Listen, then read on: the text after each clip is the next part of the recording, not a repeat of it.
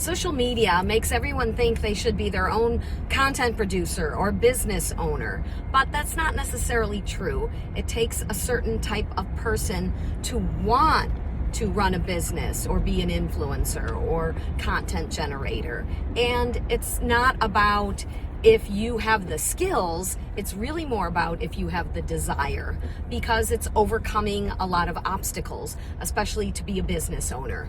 And that is something that a lot of people don't understand when they hear so much about founders and tech startups and entrepreneurship. But there's a difference.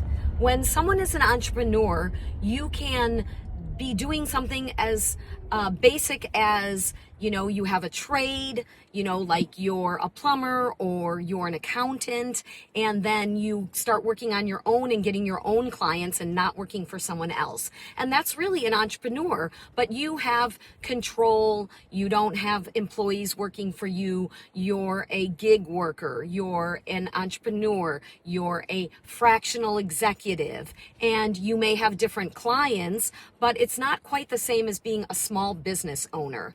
Once you are a small business owner, then you really need to start delegating things to a team, right? You have to be able to let go of control and have other people do things and do them maybe not quite the same way you would.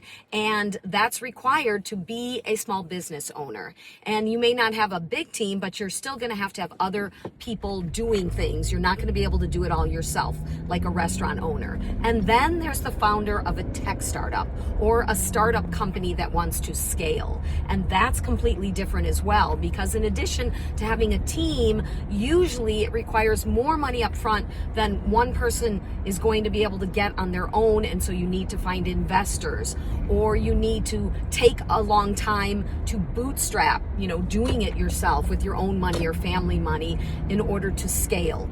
Being a founder really means you want to scale and you want to grow so big that eventually another company is going to acquire your company, that you're going to have some sort of an exit, maybe even an IPO, an initial public offering, where people buy stock in your company. It takes years to get to that point, but there is a path, and somebody can start with one simple idea and actually become a startup founder who grows a giant company worth many millions of dollars, even $1 billion.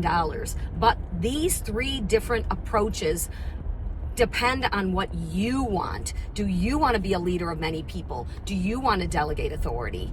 That's what you've got to decide before you take the step to be an entrepreneur.